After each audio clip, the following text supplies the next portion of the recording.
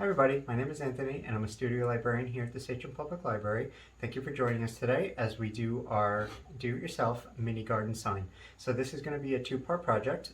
For the first part of this video, I'm going to show you how to make a design like this in Canva. And then for the second part of the video, we're actually going to do the assembly of the kit here.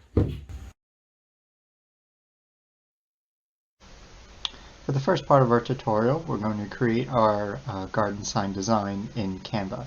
So you're going to sit down at your computer or grab a tablet, and we're going to open up a web browser and go to www.canva.com. Now, if you've never used Canva before, Canva is a free-to-use online design software. So all you have to do is make an account with them, and you get access to a whole bunch of free poster making and design tools. So if you haven't made an account with Canva before or never use it, I'm going to ask you to go to sign up, and you're going to follow the prompts through here.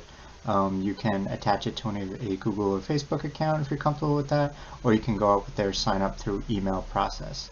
Once you have that all set and you're signed up with Canva, you can then log in, and that's where we're going to start off next. Okay, so now that you've made an account with Canva and logged in, or logged in with a Canva account you already had, it's going to bring you to your main page, which is going to look something like this.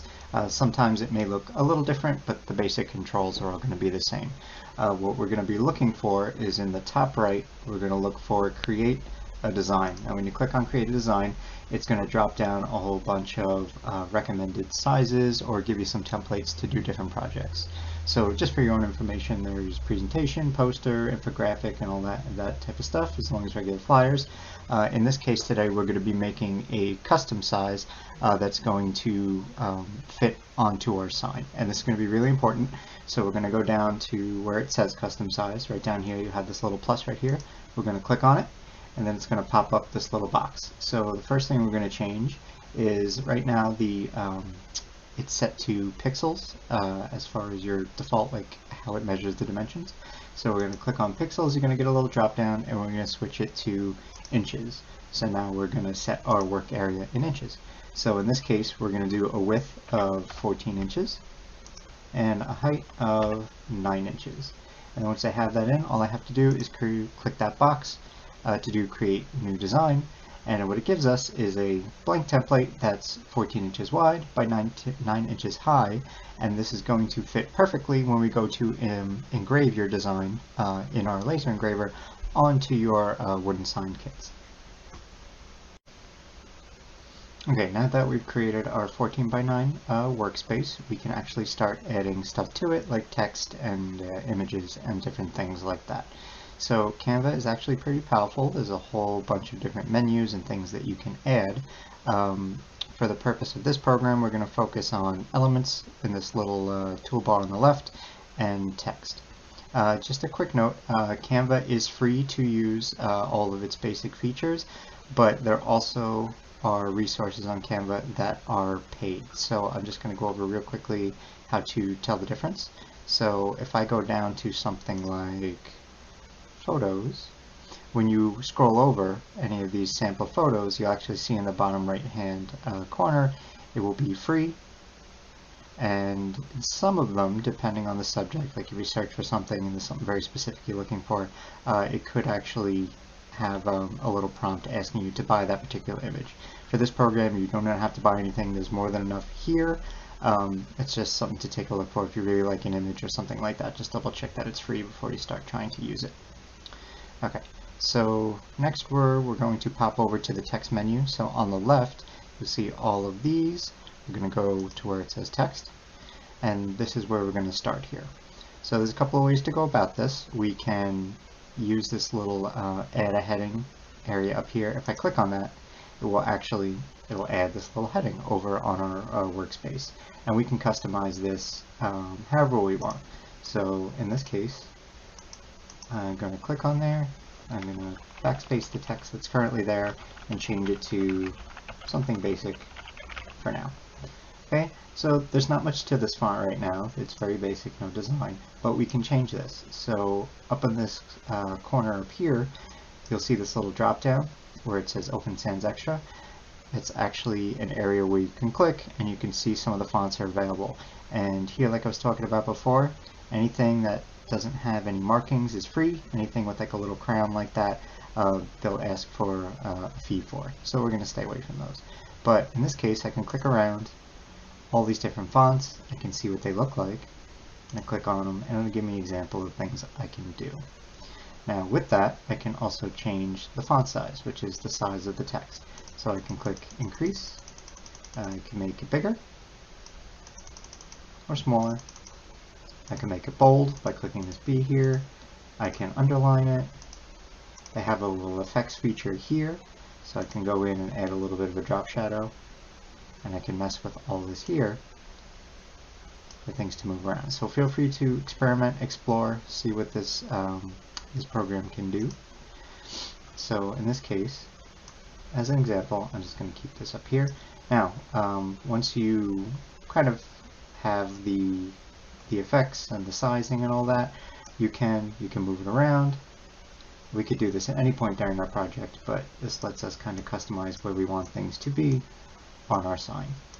Okay, so just for instance, we're going to go back and click on this little text tool on the left. Say you don't want to add a heading and customize the font and stuff. Maybe you want to make it simple and use one of the pre-made ones here. So I'm going to delete this for now. I can always click on something and hit delete on my keyboard and it gets rid of it, or you can click the little trash can symbol that comes up too. So there's a whole bunch of pre-made fonts over on the left that we can customize too. Now one thing I will say about the sign is a lot of these designs are going to have color and things like that. The sign really is only going to do, it's a laser engraver, so it can't do color. It's really only going to do black and white or like a grayscale. So if you add something that has color, you'll be able to tell what the image is, but it'll just be in black and white. So in this case, let's pick this first one. I can either click on it or click and drag it over, and now I have this love and joy kind of design here, and this extra area that says from the Millers. So I can click on each one, I can backspace, and then I can type whatever I want, and you see that font is actually huge. So what I can do is click and hold and highlight on this text. I can actually make it smaller. I can hold that little minus button until it gets smaller, or I can make it a little quicker, and I can type it in actual, oops, I can type it in actual font size. Okay. Now this little added extra down here, some of these designs you'll have extra parts you don't need. You could always click on that and hit delete, or kind of have it highlighted and go up to that trash can in the top right corner. So in this case, I don't need the from the Millers part, so I'm going to click it, and I'm going to delete that element. And I kind of like this font, so I'm going to move it up there for now, and then I'm going to move on with the rest of my design for now. So you can have multiple areas of text. So right now I have like a little title up here, Bliss Family Garden. I could click and I can modify another one and do some sort of garden saying, so you could look up garden pond, garden saying, anything like that. So right now I can't think of a good one, so I'm just going to use the example garden saying, and I can add this anywhere on here too. So again, I don't need that for the Millers part, so I'm going to delete it. But now I can move this around. Okay. Alright, and you can also do some minor adjustment of the sizing just by clicking these little boxes. So you can move it left and right to kind of give you more room to put your text and everything like that. So it's fun to play around with Canva, just experiment, take your time, and then once you have some text in there that you like, and again you can always go back and edit it after you add some other stuff, we're going to move on and I'm going to show you the elements portion of Canva. Okay, real quickly before we move on to the elements portion of Canva, I'm just going to real quickly put an actual garden saying in there that I looked up on the internet real quick that I like. And in this case, we're going to do this one.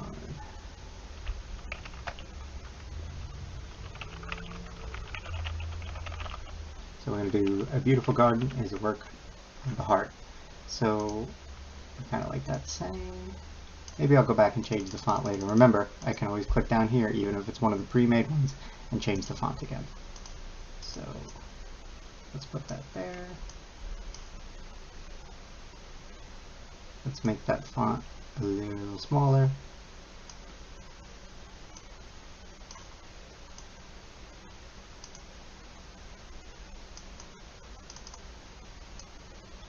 Again, it's all adjusting to what you like. Try to get that all on one line. That's going to be the bottom. And I'm going to make this family garden. So you can have a lot of fun just going back and forth and adjusting your design. Okay, so now I have put a family name on there. I have a little garden saying. Now I'm going to go on this menu again where we found text, and I'm going to look for elements. So I'm going to click on elements, and it's going to give me a whole bunch of options. Okay, so in this case I'm going to look down, I'm going to scroll down, and I'm going to look for objects and symbols that I could use from my poster. Now we could also use photographs. I'll go into that a little bit after this, but it's a little harder to do because all of your photos, like I mentioned before, will have to be black and white. So some may work, but it's a little more iffy. So if you're looking to add a photo, and you do, just contact the studio. I have the contact information at the end of the video too, and we'll double check that we can get that engraved for you, and then it'll work out. But in this case, we're going to focus on this Elements tab, and we're going to scroll down from the top, and we're going to look for these different objects. So in this case, we have flowers, there's animals, and there's a whole bunch to choose from. So you can kind of look through all these little menus and see if there's anything that interests you. In this case, since we're doing a garden theme sign, I'm going to go under this menu where it says Sketchy Flowers, click Select All, and see if there's any basic ones that I want to use. So even though these are going to go in black and white, you'll still get the detail out of them from the laser engraver. So let's scroll down a little bit and see what we can find.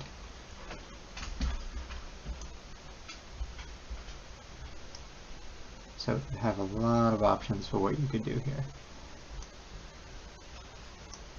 So you can pull out, I'm just going to pull out random ones, but you can look through and see what would work best for your different design. You can move these all around to get your best looking design. Now, I think I'm good with those flowers. So I'm going to hit that little X up there, and it's going to bring me back to the objects. And I'm going to look around, see if there's anything else. If you have something specific in mind, like I know a lot of gardening signs, they'll put like a picture of a wheelbarrow or something. So we'll see if I type wheelbarrow, if I can find a wheelbarrow that is free, which it looks like there's actually a couple.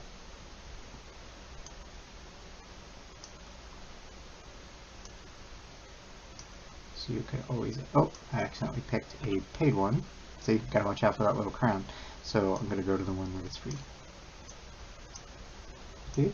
And now I have this little object to work with, and just by dragging out these corners I can make it smaller or bigger. I have a lot of options for what I want to do. So explore that Elements tab, see if there's something that you really like or search for. If not, they have some great menus that you can scroll through and find foliage and flowers and objects and things like that. So I happen to like the wheelbarrow and a couple of flowers. And you could always, refine this. This is just an example of what you can do. I'll show another example when we actually get later into the video when we're building your actual kit after it has been engraved. Okay, so like I mentioned before, I would recommend sticking to the text and elements tabs to design this particular project. But if you want to try it, you can also look into the photos area. You can search through any of the photos and see if there's anything that works for you. Sometimes they have these pre-made searches up top, like spring and flowers, spring flowers. You can take a look and see if there's any free photos that you may want to try to incorporate into your sign. You could also try to upload your own photos if you have a specific one that you want to try to get on there. So in this case, you can go to Uploads, and you can actually click this little Upload Media button, and it'll give you some options to upload from Facebook or Instagram, or if you have anything on your computer or tablet, these menus will kind of help you through that. But like I said, I don't really recommend it for this project, although you're more than welcome to give it a shot. Just run your final design if you decide to use your own photos or photos from here through the studio to just make sure it's going to work, and we can kind of guide you to make sure everything comes out the way you want it. Okay, so that gives us our basic rundown of the basic features of Canva, the ones we're going to use for this project anyway. So when we're all done and we like our design, we're going to download it and we're going to send it over to the studio. Okay, so to get your finished design to us, there's a couple of ways to do it. The one I would probably recommend the most is to download it to your computer and email it to us at the studio email. So to do that, you're going to go over where it says in the top right, you're going to click download. It's going to kind of automatically set it to the file type is PNG. That's fine, that's perfect for us. And everything else will kind of be automatic. So all you need to do is click on download, and then it's going to download it to your mobile device, or it's going to download to your computer, whatever you're working on. So you would take that file and you email it to us at the studio at sachemlibrary.org. I will have the email address pop up in the video, so you can pause the video and see it there. The other way to send it to us is to click on share. Okay, and you can actually type in the studio email here. So you can do studio at sachemlibrary.org, and you can always put in this little message field, whatever it is. So this is for the April mini garden sign class. And that brings up another thing. If you email your design to the studio without using this little share feature, if you download it and you email it separately, just put in the subject or in the email what it's for. It's for the April mini garden sign class. A staff member will get back to you, that send an email back that we received it, and then we'll go from there. I'll give you some more instructions in the next part of the video. Okay, so once you have this here, you can click on send, and it shared the design. So we'll be able to go into our email, see the link, log into Canva, and then download your design that way too. So you can share it with us either way. Okay, so once we have your design, we're going to engrave it onto one of the garden sign kits. So when we get that email, that share link, we'll respond to you that we received it, and then we will go ahead and engrave it onto the kit. And then when the kit is ready for pickup, we'll give you a call, and then you can come to the library and get your kit and then take it back home. And then what you're going to do is follow along with the rest of the video. So this is part one, and now we're going to come up with part two, which is actually building your sign with your custom engraved design on it.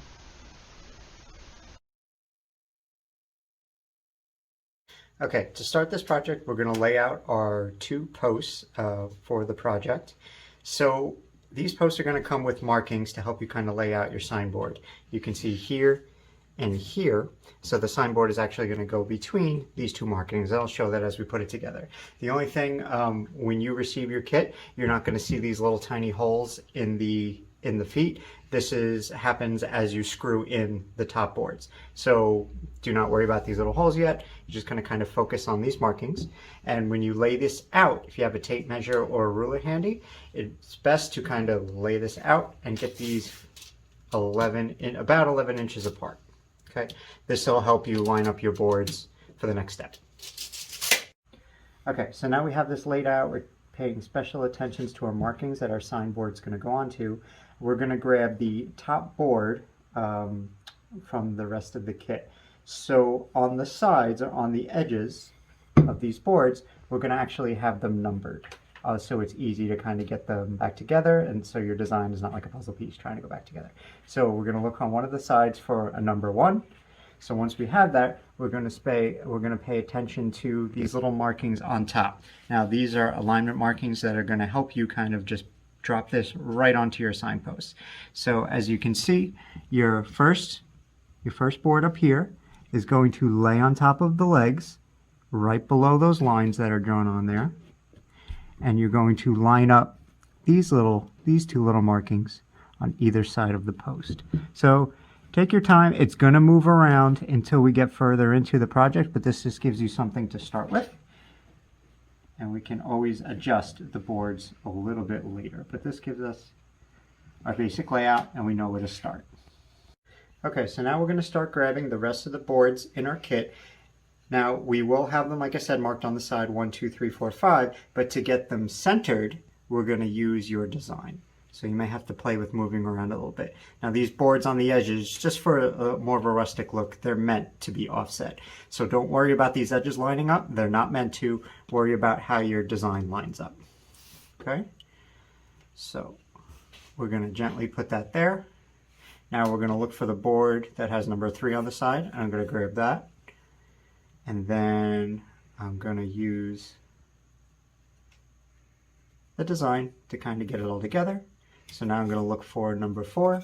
I'm going to find number 4 and put that in there. Now number 5.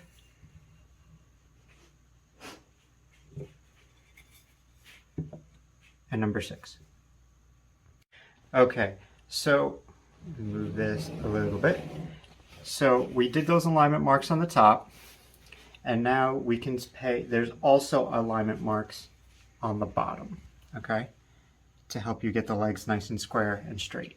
So making sure my design is still good, I'm just going to move the legs while kind of keeping a little pressure, a little weight. If you have some around to help you with some extra hands, that'll definitely help. If not, you can use tape or rubber bands to kind of keep this together while you're moving the legs around. You could do it without it, but you know, it'd make it a little bit easier. So I'm lining up the alignment marks just like I did on the top. I'm going to do the same thing on the bottom. So on the bottom, you want the sign to be above the 2 little markings on the legs, and then you want these 2 little dots to be on the edges on each one. So take your time. You know, you can also use your tape measure to kind of double check. You should have about 11 inches between the 2 legs on both sides, and that'll let you know it's pretty square. You could also kind of take a step back and try to adjust anything you need to adjust. Now, the other thing, we're going to start screwing the actual panel onto the legs. You will have these pre-drilled holes in your project. Okay, like I mentioned before, the legs will not have the pre-drilled hole, but these won't, because we definitely don't want the boards with your design to crack if we go in and start screwing things in, which is actually going to be our next step. Okay, so for this step, we're going to start screwing in our boards. So we supplied 1 1/4 inch coated screws, so these won't rust outside.